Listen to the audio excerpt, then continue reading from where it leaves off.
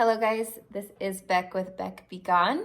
I am coming to you with a little bit of a different narrative this year in 2020. So instead of the usual howdy doody, I got the vertical sleeve gastrectomy in January of 2019. I'm actually going to start this video with I started my journey with intuitive eating in January of 2021. So I've made a massive pivot with how I'm viewing my health and how I am moving forward with a healthy mind and a healthy body. And it is really basically doing everything that I've been telling myself I can't do and that diet culture has been telling me not to do and that the VSG has been telling me not to do for, my entire life. So I want to introduce you to intuitive eating and to how I'm implementing it and kind of what I'm thinking with it. And hopefully it gives you a little bit of inspiration or just, if nothing else, something to consider as a potential tool for you as well in your journey. So intuitive eating was developed in 1995 by Evelyn Tribole and I think her name is Elise Resch maybe. They basically have this philosophy. It's not even a program. It's not a diet. It's like a process that helps people to use self-compassion and intuitive, connection with their bodies to find a way to eat that works for them. So it's really incredibly personalized for everybody because there is no right or wrong way to do it. There is just listen to your body. In the blog I have that I'll link to this video, there are 10 basic principles of intuitive eating. Newton, of course, is trying to make an appearance like he usually does. Newton, stinker. Okay, so 10 principles of intuitive eating. Number 1, and these are just the headers, you're going to have to read through them more to get an understanding of what they mean. But 1, reject the diet mentality. 2, honor your hunger. 3, make peace with food.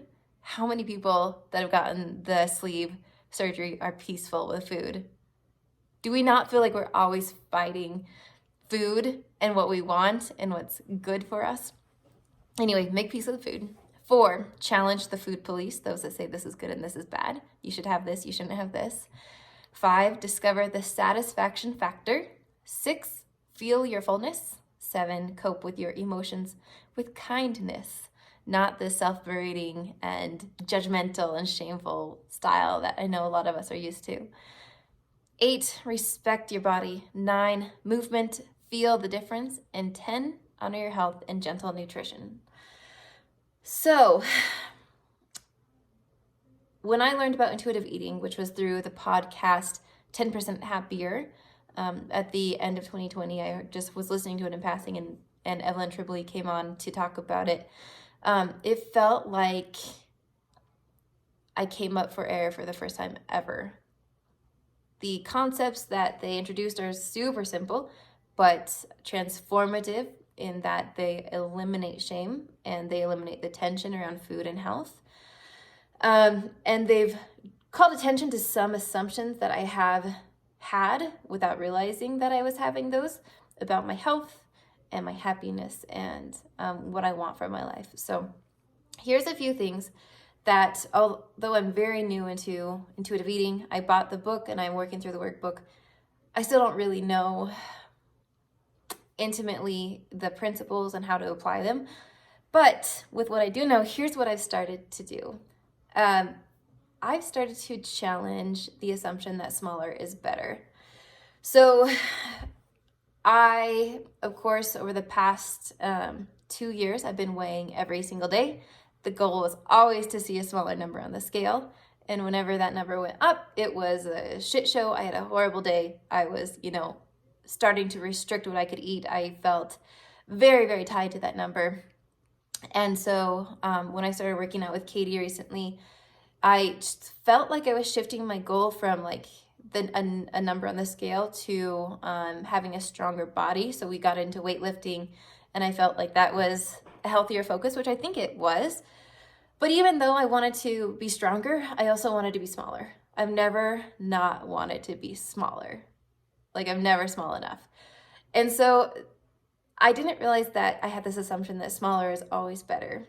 And there is the potential that my body, in its natural state or in its best functioning state, is actually not smaller than it is right now. It might be even 20 pounds heavier. So I'm shifting my belief from smaller is better to I have a natural weight and I want to find that natural weight. I don't know where it is. It might be there right now. It might be there in 10 pounds from now. I don't know. So this is a pretty big deal. I don't know how much I weigh. I haven't weighed basically all of 2021. I do know that my pants are getting tighter, and so I have put on some weight. But instead of the automatic response of I need to stop eating or I need to tighten up on something, exercise or eating, I'm trying to exhale, get rid of my fear-based, restrictive mindset, and introduce a peace-based acceptance mindset where instead of restricting my eating, I'm just going to buy bigger pants. That is what I am doing at this stage in my journey. I may need to buy smaller pants again. I don't know. But at this point, I am promoting peace and acceptance with where I am. And I am at a place where my size 6s are a little bit too tight. And even these stretchy sweatpants that I have on are just a little too tight right now. And I don't need to be uncomfortable. There's no reason for me to be uncomfortable. So having this mentality is massive. Like many people that get the vertical sleeve gastrectomy, I underwent this massive surgery because I wanted a smaller body. And the biggest concern I had was weight regain. I did not want to go through the surgery if I was going to just regain all the weight back. So I sort of made it a promise to myself that I wouldn't do that. And at this point, I don't know how much I weigh, but I feel like I'm within maybe 20 pounds of the body size that I wanted it to be. And probably one skin removal surgery that would tighten everything up and give the body, this youthful, socially acceptable look that I dreamt about for like 30 years, right? I'm closer to that body than I've ever been. And here I am saying, I don't know how much I weigh and I'm going to buy bigger pants because my pants are too tight. That's pretty fucking crazy. So what's happening is, even though I want a sculpted, youthful body, even though I've dreamt about this body that I've been driving toward all my life, and I've just gotten very close to it in this past 2 years, what's more important to me than having that body is having a relationship with food that is sustainable and peaceful. I'm desperate, absolutely desperate for a relationship with food that is not covered in guilt and driven by guilt and what I should be, So I really think that the best way to honor myself and my health is to pursue a relationship with food that is balanced and sustainable, and that's going to lead me into the body that will make me the most happy. And that body might not be the one that I always thought I wanted, the one that would have made me most happy.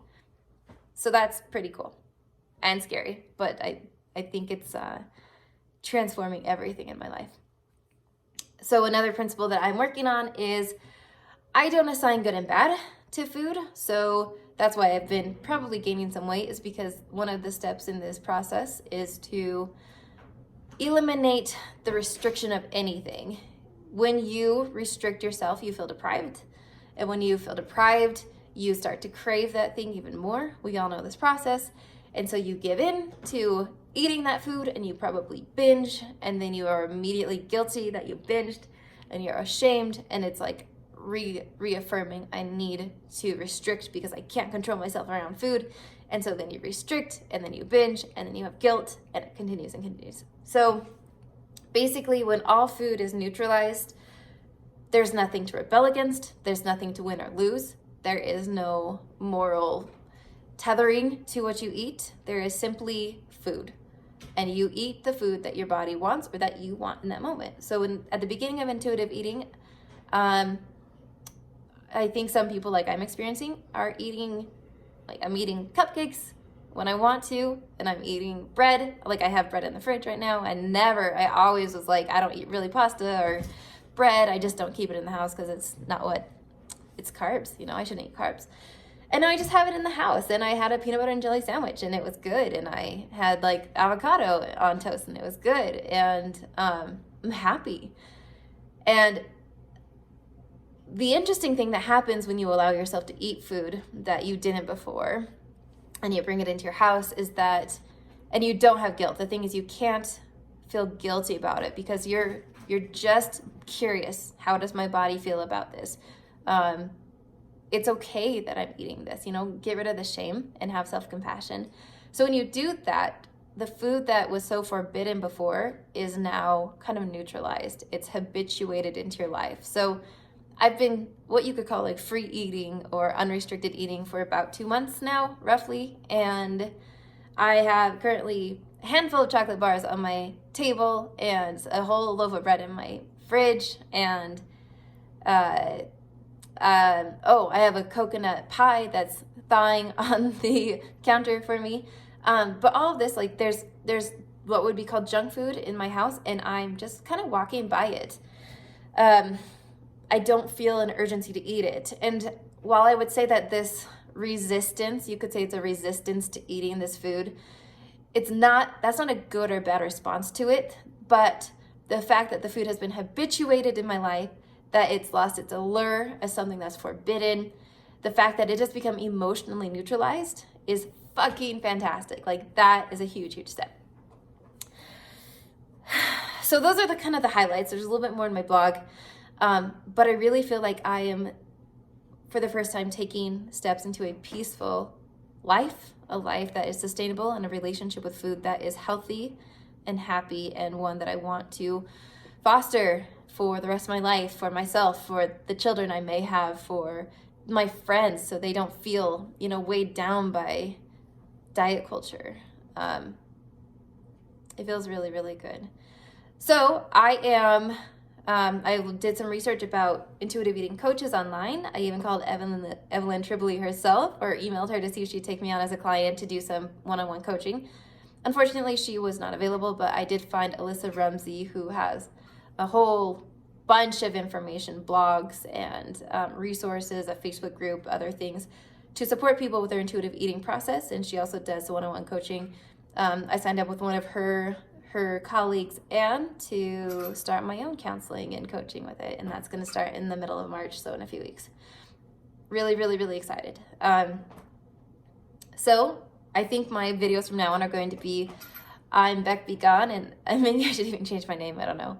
That doesn't sound like a good idea for branding, but, and I started my intuitive eating journey on January 1st, 2021. Like, that's it. This is the new stage, and it feels really good. So hopefully that's helpful. Maybe this is something that could work for you too. I don't know. I would love to hear your thoughts if it is, and I'd love to talk about it because I'm so stinking excited about it. Anyway, okay, I'll be in touch with how things are going and just kind of track the journey on this process and this new lifestyle. Okay, thanks. See you later.